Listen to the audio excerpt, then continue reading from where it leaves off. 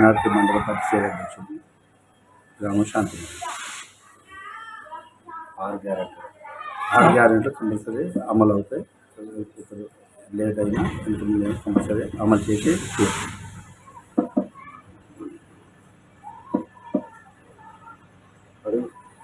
కాంగ్రెస్ ప్రవేశపెట్టిన 6 గ్యారెంట్లు ప్రజల్లోకి ఎట్లా తీసుకెళ్తారు? ప్రజల్లోకి బ్రహ్మాండం చాలా మంచిగా తీసుకెళ్తున్నాం. ఇప్పటికే ఆర్టీసీ బస్సులైనా మహిళలకు గ్యాస్, విద్యుత్తు, ఇలా రైతు రుణమాఫీ ఆగస్టు 15 రైతు రుణమాఫీ పెట్టారు. ఇంకా ఉన్నాయి, 2-3 పథకాలు ఉన్నాయి. కంపల్సరీ అవి కూడా కంపల్సరీ అవుతాయి. లేడు ప్రభుత్వం వచ్చి ఒక 6 నెలలు కాబట్టి అన్ని సదుపాయాలంటే కొంచెం టైం పడుతుందండి. సార్, ప్రజాపాలన పైన మండల స్థాయిలో మీరు ఎలాంటి సూచనలు మీరు ప్రజలకు ఇస్తున్నారు? ప్రజాపాలన మండల స్థాయిలో అంటే మేము ప్రతి ఒక్కటి ఇలాగ ప్రభుత్వం ఈ మంచి పనులు చేస్తుందని చెప్పుకుంటూ వెళ్తున్నామండి. ఇప్పటి వరకు కూడా మేము అన్నది ఎక్కడ కూడా మాకు వ్యతిరేకత లేదు. నాగరం మండలం వరకు మంచిగా రెస్పాన్స్ ఇస్తున్నారు. నేను చెప్పిన దానికి ఓకే అంటున్నారు. ప్రభుత్వం కూడా అలాగ ముందు వెళ్తుంది, అమలు చేస్తుంది. అట్లాగనే సార్, ఇప్పుడు వైఎస్ హయాంలో రిజర్వేషన్ మీకు ఏ విధంగా అమలు చేసింది? ఇప్పుడు కాంగ్రెస్ పార్టీ అధికారంలోకి వచ్చిన తర్వాత మీకేమైనా అమలు అవుతాయా? మాకు స్వర్గీయ వైఎస్ రాజశేఖర రెడ్డి హయాంలో మాకు 4% రిజర్వేషన్ ఇచ్చారండి. అమలైంది. మాకు కూడా అసెంబ్లీలో కొట్లాడటానికి ప్రతి ఒక్క జాగ కూడా మాకు ఒక ధైర్యం అనేది ఇచ్చారు ముస్లిమ్స్కి, మైనారిటీగా. రేవంత్ రెడ్డి హయాంలో కూడా కంపల్సరీ అది అవుతుంది, చేసి తీరుతారు. అలాగే సార్, ఈ ముస్లింలకు ప్రత్యేక హోదా కానీ లేకపోతే రిజర్వేషన్లో కానీ ఇంకా ఎంపీ స్థానంలో కానీ ఎమ్మెల్యే స్థానంలో మీకు అంటూ ఒక స్థానం ఏమైనా గుర్తింపు కానీ ఉంటుందా సార్? ఉంటుంది సార్, కంపల్సరీ ఉంటుంది.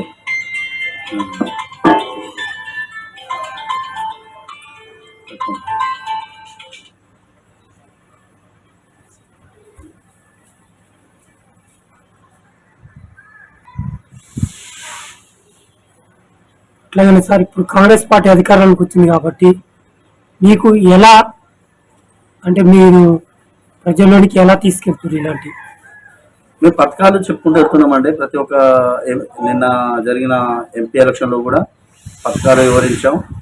ఇలా చేసుకుని ఇలా ప్రతి 3-4 నెలల్లో మంచి 3-4 పథకాలు అమలు చేశారు. నడుస్తుంది, కండకట్టిన చూపించాం, చెప్తున్నాము.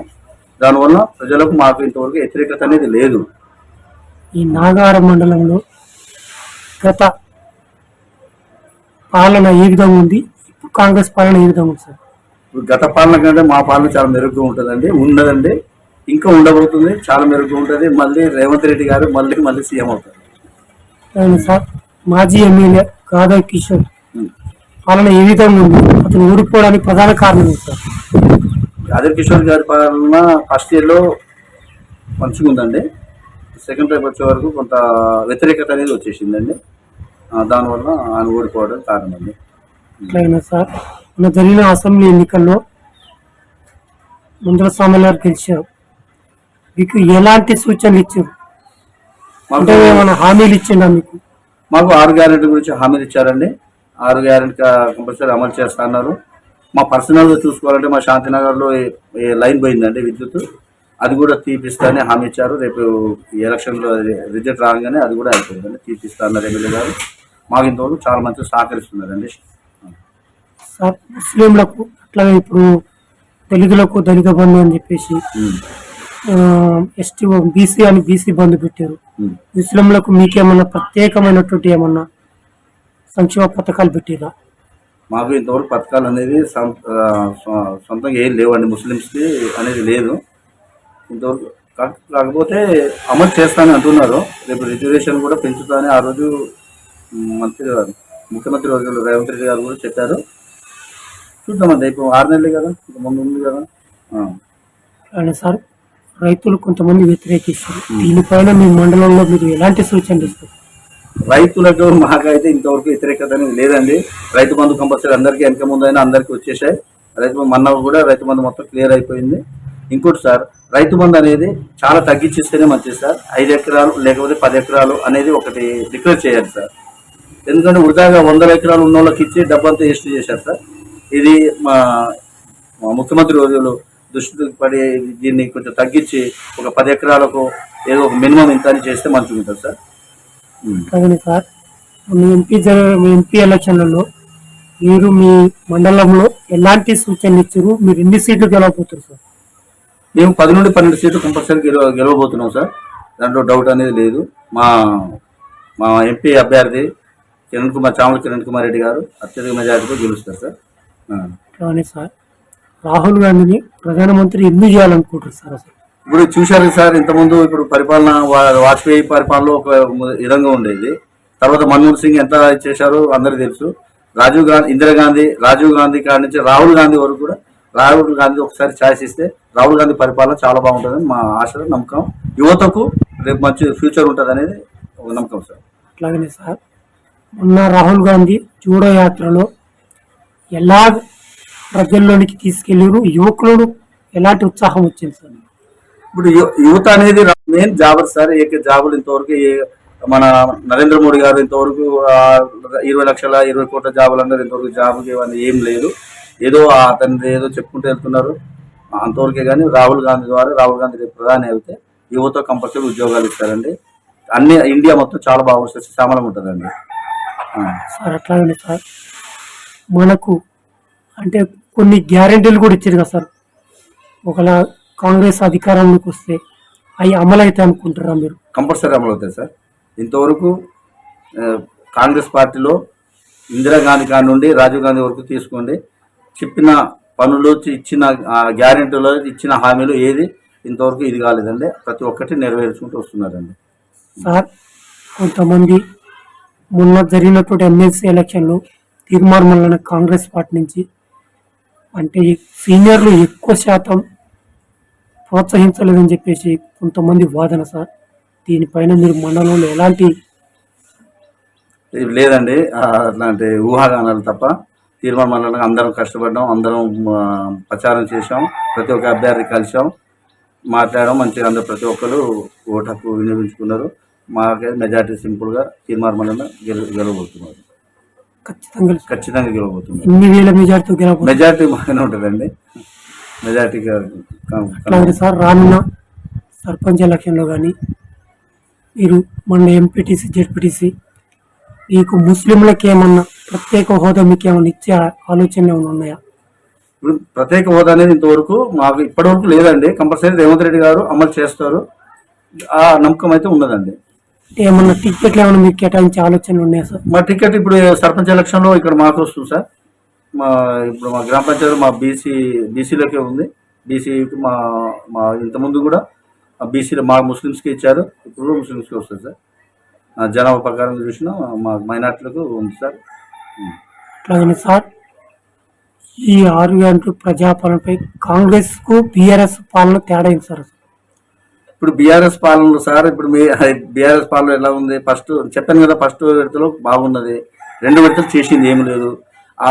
డబుల్ బెడ్రూమ్ అన్నారు, ఇంతవరకు ఎక్కడ అమలు కాలేదు. దళిత బంధు అన్నారా, ఎక్కడ ఇచ్చారు, అది కూడా ఫెయిల్ అయింది. ఇక చాలా వరకు వాళ్ళ పరిపాలనకు కాంగ్రెస్ పార్టీ పరిపాలనకి చాలా తేడా ఉంది సార్. చాలా ఇప్పుడు మేము ప్రతి పేద ప్రజలకు, ప్రతి భూమి లేని వాళ్ళకు కూడా మేము బస్సు టికెట్ ద్వారా కూడా సాయం చేయగలుగుతున్నాం కాంగ్రెస్ పార్టీ ద్వారా. బస్సు టికెట్ కూడా ఫ్రీ లేడీస్కి. వాళ్ళు ఎంత దూరం తెలంగాణ మొత్తం ఎక్కడ తిరిగినా అదైనా మేము గుర్తించి ఇచ్చాం.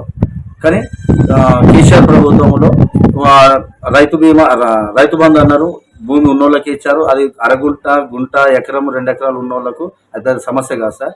100,000 ఎకరాలు ఉన్నోళ్ళకి ఇచ్చారు. దీంట్లో పేద ప్రజలు ఒరిగింది ఏమి లేదు. మొత్తం తెలంగాణ లాసే కానీ లాభం అయితే చేసింది ఏమి. అట్లాగనే సార్, మీరు మండల నాయకులుగా ఈ మండలంలో గత కాంగ్రెస్ ప్రభుత్వంలో ఇందిరమ్మ ఇళ్ళు వచ్చినాయి.